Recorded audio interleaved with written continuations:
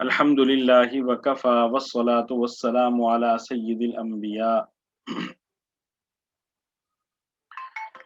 اما بعد فاعوذ باللہ من الشیطان الرجیم بسم اللہ الرحمن الرحیم وَإِذْ قَالَ مُوسَى لِقَوْمِهِ يَا قَوْمِ إِنَّكُمْ ظَلَمْتُمْ أَنفُسَكُمْ بِاتِّخَاذِكُمُ الْعِجْلَ فَتُوبُوا إِلَى بَارِئِكُمْ فَاقْتُلُوا أَنفُسَكُمْ ذَلِكُمْ خَيْرٌ لَكُمْ عِندَ بَارِئِكُمْ فَتَابَ عَلَيْكُمْ إِنَّهُ هُوَ التَّوَّابُ الرَّحِيمُ وَإِذْ قُلْتُمْ يَا مُوسَى لَن نُّؤْمِنَ لَكَ حَتَّى نَرَى اللَّهَ جَهْرَةً فَأَخَذَتْكُمُ الصَّاعِقَةُ وَأَنْتُمْ تَنْظُرُونَ ثُمَّ بَعَثْنَاكُمْ مِنْ بَعْدِ مَوْتِكُمْ لَعَلَّكُمْ تَشْكُرُونَ وَظَلَّلْنَا عَلَيْكُمُ الْغَمَامَ وَأَنزَلْنَا عَلَيْكُمُ الْمَنَّ وَالسَّلْوَىٰ كُلُوا مِن طَيِّبَاتِ مَا رَزَقْنَاكُمْ وَمَا ظَلَمُونَا وَلَكِن كَانُوا أَنفُسَهُمْ يَظْلِمُونَ وَإِذْ قَالَ مُوسَى لِقَوْمِهِ يَا قَوْمِ إِنَّكُمْ ظَلَمْتُمْ أَنفُسَكُمْ باتخاذكم العجل فتوبوا إلى بارئكم فاقتلوا أنفسكم ذلكم خير لكم عند بارئكم فتاب عليكم إنه هو التواب الرحيم وَإِذْ قُلْتُمْ يَا مُوسَى لَن نُّؤْمِنَ لَكَ حَتَّى نَرَى اللَّهَ جَهْرَةً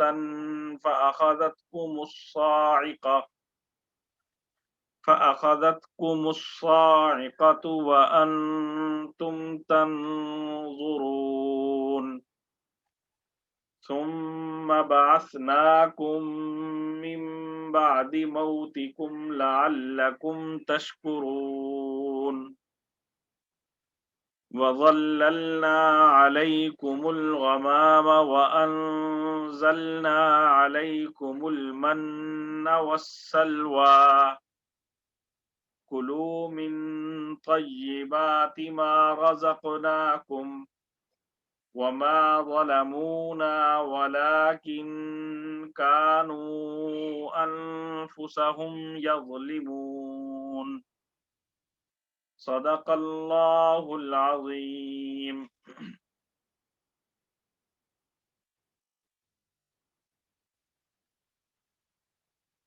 وَإِذْ قَالَ وَإِذْ اور جب قال کہا موسیٰ علیہ السلام نے لقومہ اپنی قوم سے وَإِذْ قَالَ مُوسَى لِقَوْمِهِ اور جب کہا موسیٰ علیہ السلام نے اپنی قوم سے یا قوم انکم ظلمتم انفسکم یا قومی اے میری قوم انکم بے شک تم نے ظلمتم ظلم کیا انفسکم اپنے آپ پر اپنی جانوں پر یا قوم انکم ظلمتم انفسکم اے میری قوم بے شک تم نے اپنی جانوں پر ظلم کیا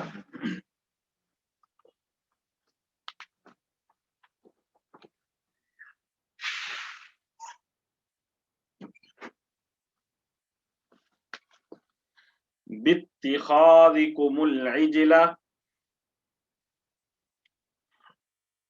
باتخاذکم تمہارے معبود بنانے کی وجہ سے، العجل بچڑے کو،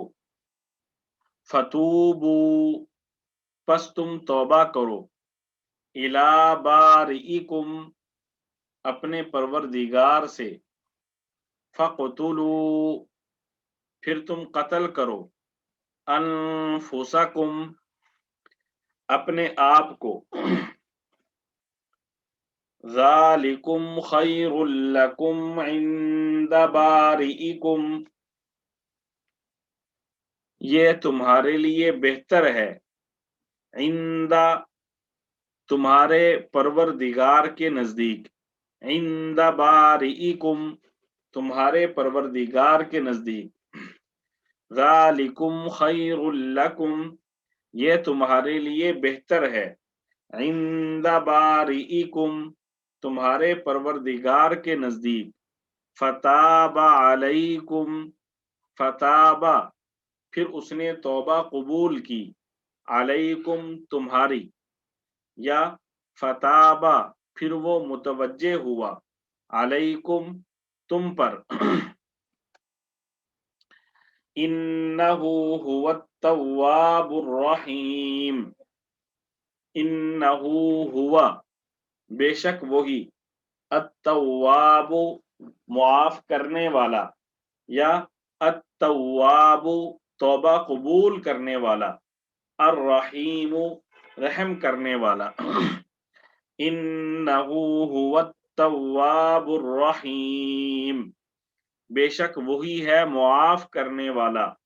رحم کرنے والا۔ وَإِذْ قَالَ مُوسَىٰ لِقَوْمِهِ يَا قَوْمِ إِنَّكُمْ ظَلَمْتُمْ أَنفُسَكُمْ اور جب موسیٰ علیہ السلام نے اپنی قوم سے کہا تھا، یا قوم انکم ظلمتم انفسکم اے میری قوم حقیقت میں تم نے خود اپنی جانوں پر ظلم کیا ہے، باتخاذکم العجل فتوبوا الی بارئکم بچڑے کو معبود بنا کر، لہذا اب اپنے خالق سے توبہ کرو، فقتلوا انفسکم اور اپنے آپ کو قتل کرو، ذالکم خیر لکم عند بارئکم تمہارے خالق کے نزدیک یہی تمہارے حق میں بہتر ہے، فتاب علیکم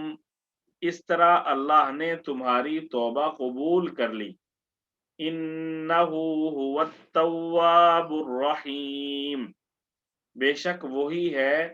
اتنا معاف کرنے والا اتنا رحم کرنے والا۔ وَإِذْ قُلْتُمْ يَا مُوسَىٰ وَإِذْ اور جب قُلْتُم تم نے کہا، یا موسیٰ اے موسیٰ، لن نؤمن لک حتی نری اللہ جہرۃ فأخذتکم الصاعقہ لن نؤمن لک ہرگز ہم ایمان نہیں لائیں گے آپ پر، ہرگز ہم تجھ پر ایمان نہیں لائیں گے، حتی لن نؤمن لک ہم ہرگز تجھ پر ایمان نہیں لائیں گے، حتی یہاں تک کہ نر اللہ ہم دیکھ لیں اللہ کو، جہرتن آمنے سامنے، فأخذتکم الصاعقۃ فأخذت پھر پکڑ لیا تمہیں، الصاعقۃ کڑک نے، وَأَنْتُمْ تَنْظُرُونَ وَأَنْتُمْ اور تم تنظرون دیکھ رہے تھے، وَإِذْ قُلْتُمْ يَا مُوسَىٰ لَن نُؤْمِنَ لَكَ حتى نرى الله جهرة فأخذتكم الصاعقة، اور جب تم نے کہا تھا اے موسیٰ ہم اس وقت تک ہرگز تمہارا یقین نہیں کریں گے جب تک اللہ کو ہم خود کھلی آنکھوں نہ دیکھ لیں۔ نتیجہ یہ ہوا کہ کڑکے نے تمہیں اس طرح آ پکڑا کہ تم دیکھتے رہ گئے۔ ثم بعثناکم من بعد موتکم، ثم پھر بعثناکم ہم نے تمہیں زندہ کیا، من بعد موتکم تمہاری موت کے بعد، لعلکم تاکہ تم تشکرون شکر کرو۔ ثم بعثناکم من بعد موتکم لعلکم تشکرون، پھر ہم نے تمہیں تمہارے مرنے کے بعد دوسری زندگی دی تاکہ تم شکر گزار بنو۔ وَظَلَّلْنَا عَلَيْكُمُ الْغَمَامَ وَأَنزَلْنَا عَلَيْكُمُ الْمَنَّ وَالسَّلْوَىٰ، وَظَلَّلْنَا اور ہم نے سایہ کیا، علیکم تم پر، الغمام بادل کا، وَأَنزَلْنَا اور ہم نے نازل کیا، علیکم تم پر، المن والسلوى من و سلوى، وظللنا عليكم الغمام وأنزلنا عليكم المن والسلوى اور ہم نے تم کو بادل کا سایہ عطا کیا اور تم پر من و سلوہ نازل کیا۔ کلوا من طیبات ما رزقناکم اور کہا کلو تم کھاؤ، من طیباتی پاکیزہ رزق میں سے، ما رزقناکم جو ہم نے تمہیں دیا ہے، وما ظلمونا اور انہوں نے ظلم نہیں کیا ہم پر، وما ظلمونا اور انہوں نے ہم پر ظلم نہیں کیا، ولیکن اور لیکن، کانو انہوں نے کیا، انفسہم اپنی جان پر، یظلمون ظلم۔ کلوا من طیبات ما رزقناکم اور کہا کہ جو پاکیزہ رزق ہم نے تمہیں بخشا ہے شوق سے کھاؤ، اور یہ نافرمانیاں کر کے انہوں نے ہمارا کچھ نہیں بگاڑا بلکہ وہ خود اپنی جانوں پر ہی ظلم کرتے رہے،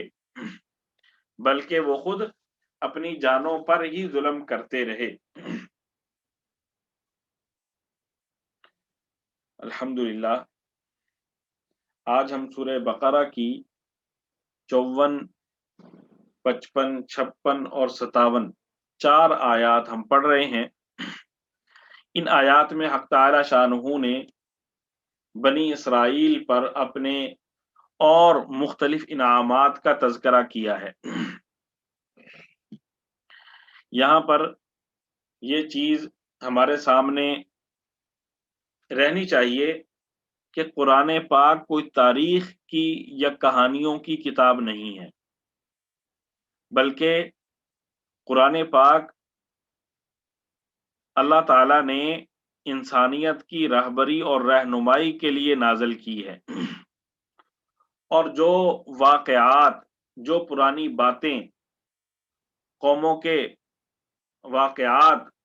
اس قرآن پاک میں ذکر کیے گئے ہیں، ان کا مقصد بھی محض قصہ خوانی یا کہانی سنانا نہیں ہے، بلکہ ان واقعات کا مقصد بھی یہ ہے کہ لوگ ان کو سن کر عبرت حاصل کریں، ان سے سبق حاصل کریں۔ یہی وجہ ہے کہ قرآن پاک نے واقعات جو ذکر کیے ہیں تو ان کو بالترتیب ایک ایک جزی کے ساتھ چھوٹی چھوٹی بات کے ساتھ ذکر نہیں کیا، بلکہ جہاں پہ جس چیز کا بیان کرنا مقصود تھا صرف اتنی ہی بات قرآن نے بیان کی، اور باقی اس واقعے کے متعلقہ چیزیں تھیں ان کو چھوڑ دیا۔ چنانچہ قرآن پاک میں ایک واقعہ کئی جگہوں پر مذکور ہو سکتا ہے، اور پھر یہ بھی ممکن ہے کہ اس واقعے کی ایک جزی کسی جگہ پر ہو، دوسری جزی کسی اور جگہ پر ہو، اور تیسرا حصہ اس واقعے سے متعلقہ کسی اور جگہ پر ہو۔ بہرحال قرآن پاک میں عام طور پر پورا واقعہ ایک جگہ پہ بیان نہیں کیا گیا، مقصود صرف یہ کہ اس موقع مناسبت کے لحاظ سے جس حصے کا ذکر زیادہ مناسب ہے اس کو وہاں پر قرآن نے ذکر کر دیا۔ اب یہ جو آج ہم سبق پڑھ رہے ہیں، اس میں ہم نے کل جو سبق پڑھا تھا اس سے متعلقہ ایک چیز آ رہی ہے۔ کل ہم نے پڑھا تھا کہ وَإِذْ وَعَدْنَا مُوسَىٰ 40 لَيْلَةً ثُمَّ اتَّخَذْتُمُ الْعِجْلَ مِن بَعْدِهِ وَأَنْتُمْ ظَالِمُونَ، کہ جب حضرت موسیٰ علیہ السلام سے اللہ تعالیٰ نے تورات دینے کا وعدہ کیا اور انہیں ایک چلے کے لیے کوہ طور پر بلایا، تو پیچھے سے جو بنی اسرائیل تھے وہ ایک بچڑے کے پیچھے لگ گئے اور اس کی عبادت ان لوگوں نے شروع کر دی، اس کو اپنا خدا سمجھنا شروع کر دیا۔ پھر حضرت موسیٰ علیہ السلام تورات لے کر تشریف لائے اور بنی اسرائیل کو دیکھا کہ وہ بچڑے کے پیچھے لگے ہوئے ہیں، تو حضرت موسیٰ علیہ السلام نے بنی اسرائیل کو تنبیہ کی اور بنی اسرائیل کو توبہ کی طرف متوجہ کیا۔ جب ان لوگوں نے حضرت موسیٰ علیہ السلام کی بات سنی تو انہیں اپنی گمراہی کا احساس ہوا۔ قرآن پاک میں حق تعالی شانہ نے سورہ اعراف میں اس واقعے کو ذکر کرتے ہوئے فرمایا ہے وَلَمَّا سُقِطَ فِي أَيْدِيهِمْ وَرَأَوْا أَنَّهُمْ قَدْ ضَلُّوا قَالُوا لَئِن لَّمْ يَرْحَمْنَا رَبُّنَا وَيَغْفِرْ لَنَا لَنَكُونَنَّ مِنَ الْخَاسِرِينَ، کہ وہ لوگ نادم ہوئے اور انہوں نے یقین کر لیا کہ واقعتاً ہم لوگ گمراہی میں پڑ گئے ہیں، تو اس موقع پر انہیں افسوس بھی ہوا اور ندامت کے ساتھ کہنے لگے لَئِن لَّمْ يَرْحَمْنَا رَبُّنَا، اگر ہمارا رب ہم پر رحم نہ کرے،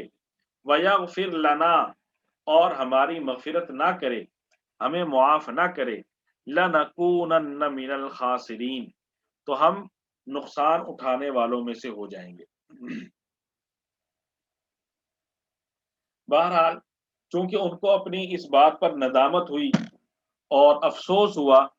تو حق تعالی شانہ نے ان کی توبہ کو قبول کیا اور انہیں توبہ کرنے کا طریقہ بتلایا۔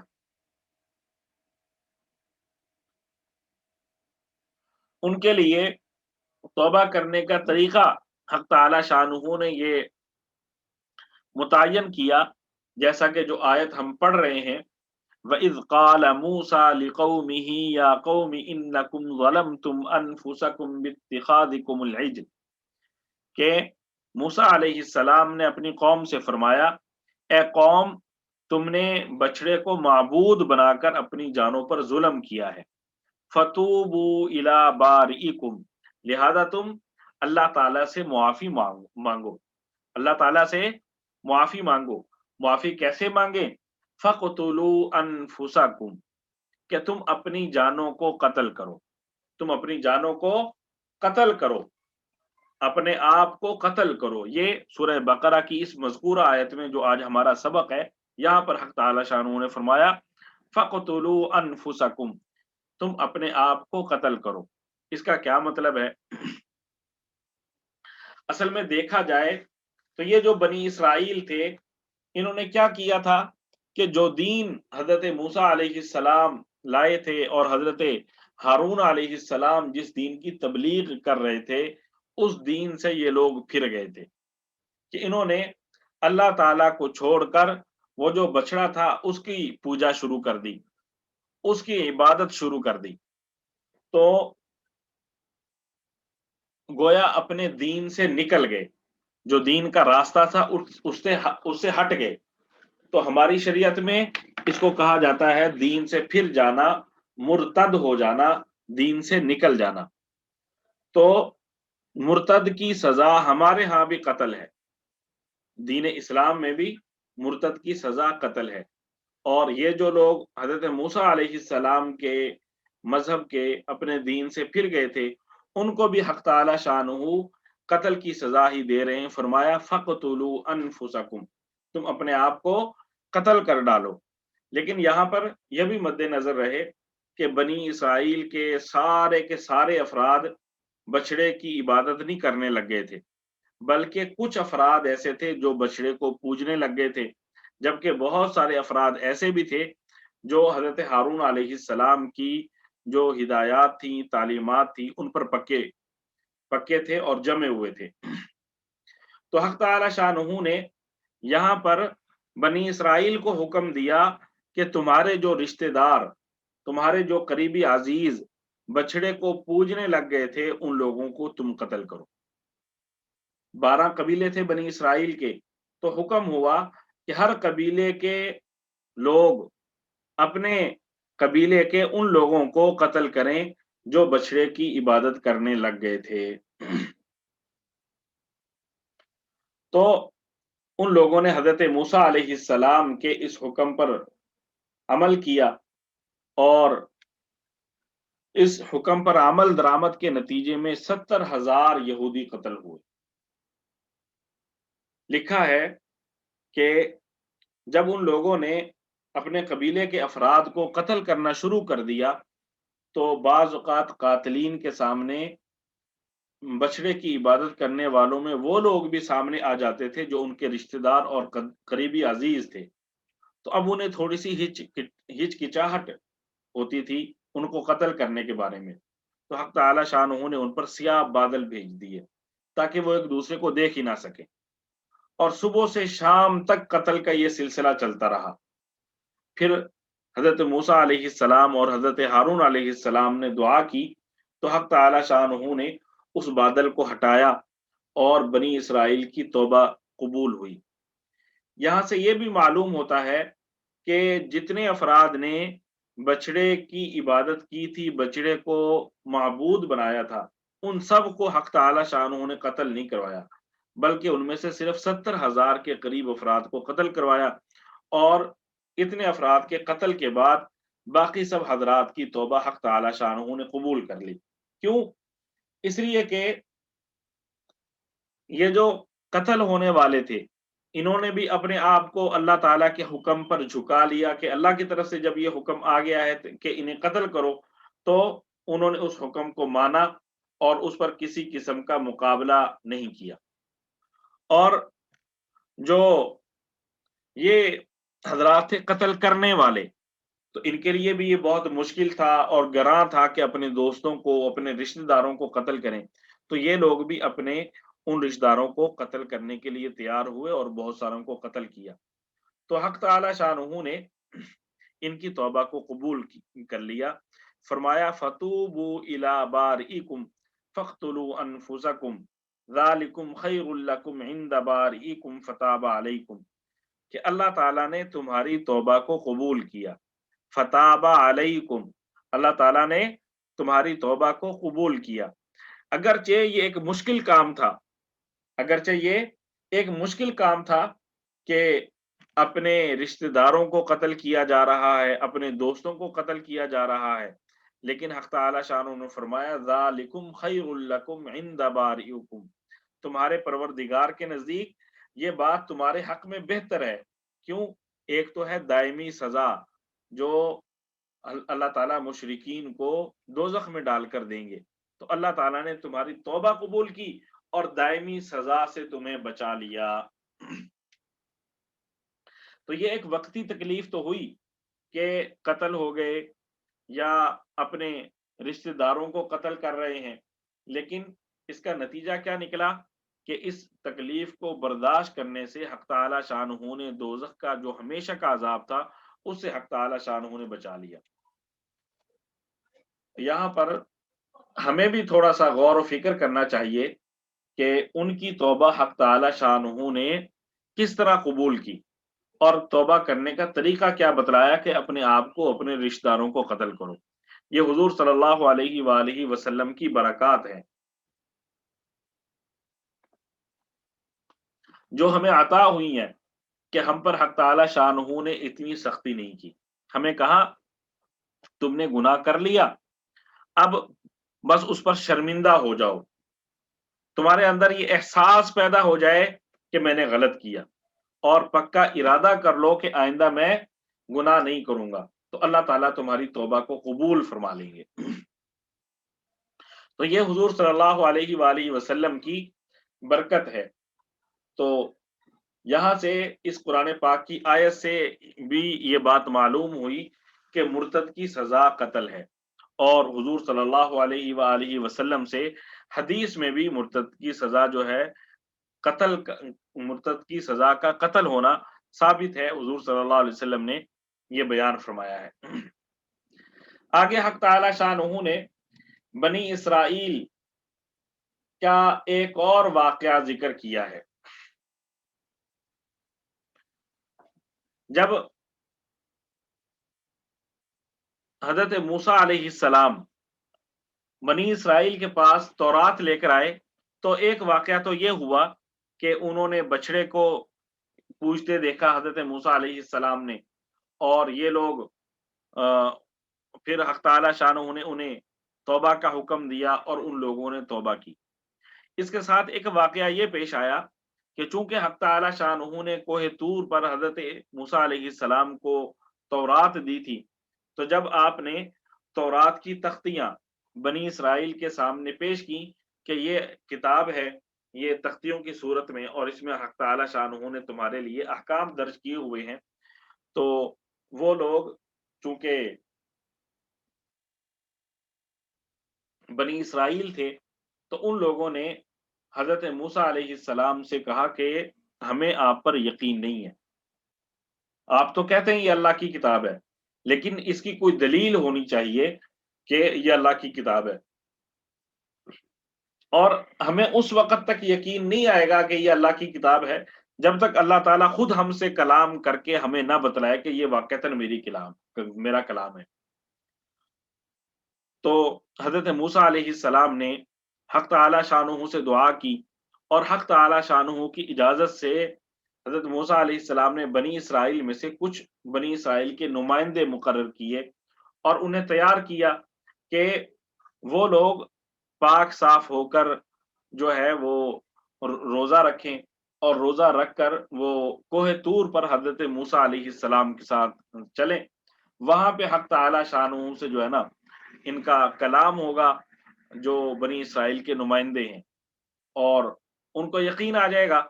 کہ واقعتاً یہ تورات اللہ تعالیٰ کی کتاب ہے۔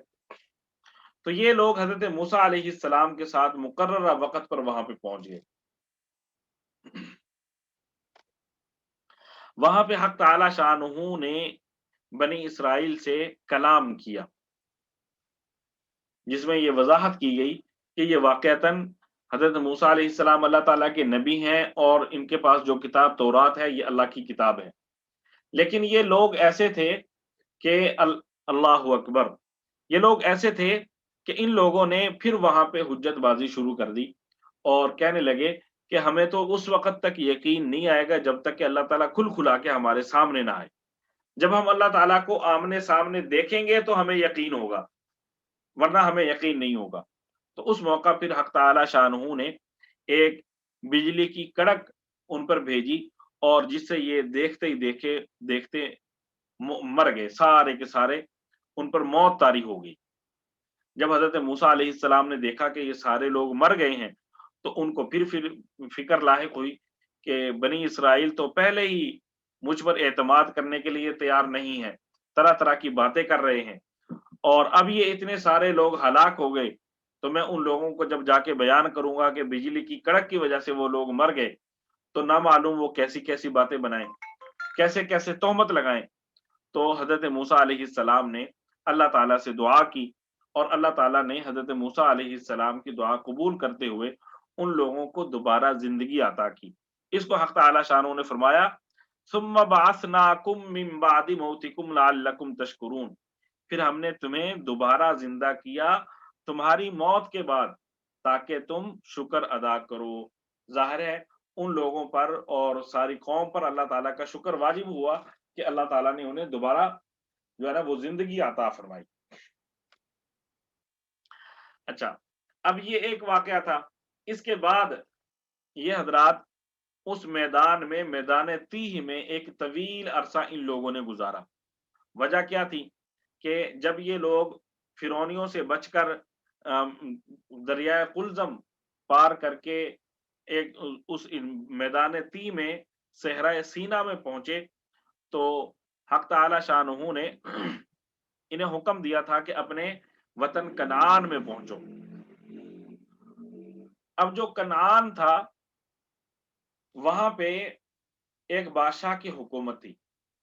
حق تعالی شانہ نے ان سے حکم دیا کہ تم اس بادشاہ سے جہاد کرو اور اس سے جہاد کر کے اس ملک پر قبضہ کرو۔ لیکن یہ لوگ ڈر گئے جب انہوں نے سنا کہ وہ ایسا طاقتور بادشاہ ہے، ایسا ایسا ہے، تو یہ لوگ ڈر گئے اور جہاد کرنے سے ان لوگوں نے انکار کر دیا۔ تو حق تعالی شانہ نے اس کی سزا کے طور پر ان لوگوں کو یہ جو میدان تیہ تھا وہاں پر حق تعالی شانہ نے انہیں گمراہ کیا، راستے سے بھٹکا دیا۔ اب ان کا یہ روزانہ بستی کی تلاش میں سفر شروع کرتے تھے صبح کے وقت اور شام تک چلتے ہی رہتے تھے، اور اس سفر کے دوران جب شام کو جس جگہ پہنچتے تھے وہ وہی جگہ ہوتی تھی جہاں پہ صبح سے انہوں نے سفر شروع کیا ہوتا تھا۔ تو یہ اس طرح چونکہ اللہ تعالیٰ کا انہوں نے حکم نہیں مانا تھا، اللہ تعالیٰ کے حکم سے حکم عدولی کی تھی، تو اس کی سزا میں یہ 40 سال تک اسی طرح اس میدان میں گھومتے رہے۔ جب یہ لوگ اس میدان میں گھومتے رہے تو وہاں پہ کوئی درخت نہیں تھا اور کوئی ایسی چیز نہیں تھی جس کے سائے میں یہ بیٹھ سکیں اور کوئی فائدہ حاصل کر سکیں۔ تو اس موقع پر حضرت موسیٰ علیہ السلام نے اللہ تعالیٰ سے دعا کی تو اللہ تعالیٰ نے ان پر ایک بادل مسلط کر دیا جو دن کے وقت ان کے سروں پر رہتا تھا اور اس کی وجہ سے ان پر سایہ رہتا تھا۔ اسی کو حق تعالی شانہ نے اس آیت میں بیان کیا، وَظَلَّلْنَا عَلَيْكُمُ الْغَمَامَ، ہم نے تم پر جو بادل کا سایہ کر دیا، ہم نے تم پر بادل کا سایہ کر دیا۔ آگے فرمایا وَأَنزَلْنَا عَلَيْكُمُ الْمَنَّ وَالسَّلْوَىٰ، ہم نے تم پر من و سلوہ نازل کیا۔ یہی جو سفر تھا جنگل کا جہاں پہ ان کے پاس رہنے سہنے کی کوئی جگہ نہیں تھی اور صبح سے شام تک کا سفر ہوتا تھا، تو یہاں پر حق تعالی شانہ نے چونکہ کھانے پینے کے لیے ان کے پاس کچھ نہیں تھا، چونکہ یہ سفر میں تھے، تو اس لیے حق تعالی شانہ نے ان پر یہ انعام کیا کہ انہیں من و سلوہ عطا کیا۔ اب من و سلوہ کیا تھا اس کے بارے میں مختلف آراء ہیں۔ ایک تو لفظ من اور ایک لفظ سلوہ، ان دونوں کی تعبیر جو ہے نا وہ علماء سے مختلف اقوال منقول ہے۔ میں آپ کے سامنے عرض کرتا ہوں، حضرت عبداللہ ابن عباس رضی اللہ تعالیٰ عنہ نے فرمایا کہ من ایسی چیز تھی جو درختوں پر اللہ تعالیٰ کی جانب سے نازل ہوتی تھی، صبح جا کر اس میں سے جس قدر یہ لوگ چاہتے کھا لیتے تھے۔ اسی طرح حضرت مجاہد رحمۃ اللہ علیہ نے فرمایا کہ یہ گوند کی طرح کا ایک مادہ تھا من، اور اسی طرح حضرت اکرمہ رحمۃ اللہ علیہ نے فرمایا کہ وہ کوئی چیز تھی جو گاڑے گودے کے مشابہ تھی۔ اور حضرت قتادہ رحمۃ اللہ علیہ کا قول ہے کہ یہ لوگ جہاں مقیم ہوتے وہیں برف کی طرح ان کی جگہوں میں من کا نزول ہو جاتا تھا جو دودھ سے زیادہ سفید اور شہد سے زیادہ میٹھا ہوتا تھا، اور یہ طلوع فجر سے طلوع شمس تک نازل ہوتا تھا، لیکن ان میں سے ہر شخص کو اتنی اجازت تھی کہ دن میں جتنی ضرورت ہے نا اتنا لے لے، اس سے زیادہ اپنے پاس جمع نہ کرے۔ لیکن جمعے والے دن یہ جمعہ اور ہفتہ 2 دن کا جو ہے نا وہ کھانا انہیں لینے کی اجازت تھی۔ اسی طرح سلوہ کیا چیز تھی؟ سلوہ کہتے ہیں جی یہ بٹیر کی طرح ایک پرندہ تھا جو اللہ تعالیٰ ان کے پاس بھیج دیتا تھا بڑی تعداد میں، اور یہ آسانی سے اس کو پکڑ لیتے تھے اور اس کو ذبح کر لیتے تھے اور اس کو استعمال کر لیتے تھے۔ من و سلوا کے بارے میں اللہ تعالیٰ کی جانب سے انہیں حکم یہ تھا کہ اس کو تم نے جمع نہیں کرنا، بلکہ جتنی تمہیں ضرورت ہے اتنے کھا لو۔ لیکن ان لوگوں نے کیا کیا کہ اس کو جمع کرنا شروع کر دیا۔ جب ان لوگوں نے جمع کرنا شروع کر دیا تو اس کا نتیجہ یہ نکلا کہ اللہ تعالیٰ نے اس کو ضائع کرنا، خراب کرنا شروع کر دیا، کہ ایک دن کی اجازت تھی، ایک دن تک تو وہ محفوظ رہتا اور اس کے بعد خراب ہو جاتا، اس میں بدبو پیدا ہو جاتی۔ بہرحال یہ چیزوں کا خراب ہونا بھی بنی اسرائیل سے شروع ہوا، اس سے پہلے چیزیں خراب نہیں ہوتی تھیں۔ بہرحال یہ مختلف انعامات حق تعالی شانہ نے ان لوگوں پر کیے تھے، اور ان لوگوں نے حق تعالی شانہ کی نافرمانی اپنے ٹیڑھ پن کی وجہ سے، اپنی کج روی کی وجہ سے حق تعالی شانہ کی نافرمانی جاری رکھی۔ تو ان انعامات کو حق تعالی شانہ یہاں پر یاد کروا رہے ہیں۔ دعا ہے حق تعالی شانہ ہمیں بھی سبق حاصل کرنے کی توفیق عطا فرمائے۔ ان کی مختلف بیماریاں تھیں جو حق تعالی شانہ نے یہاں پر ذکر کی ہیں، اور ابھی آگے بھی ان کا پورے آدھے پارے تک نا مزید ان کا تذکرہ چلے گا۔ جہاں پورا پہلا پارا ختم ہوگا وہاں پہ بنی اسرائیل کا تذکرہ ختم ہوگا۔ تو دعا ہے کہ حق تعالی شانہ ہم سب کو ان واقعات سے عبرت حاصل کرنے اور سبق حاصل کرنے کی توفیق عطا فرمائے، اور ہمیں اپنی غلطیاں سمجھنے کی توفیق عطا فرمائے۔ اصل بات تو یہ ہے نا کہ ہمیں پہلے یہ احساس ہو جائے یہ ہماری غلطی ہے، تو اللہ تعالی ہمیں غلطیوں کا احساس عطا فرمائے اور پھر غلطیوں کی اصلاح اور توبہ کی توفیق عطا فرمائے۔ صلی اللہ علیہ وآلہ وسلم برحمتک یا ارحم الراحمین۔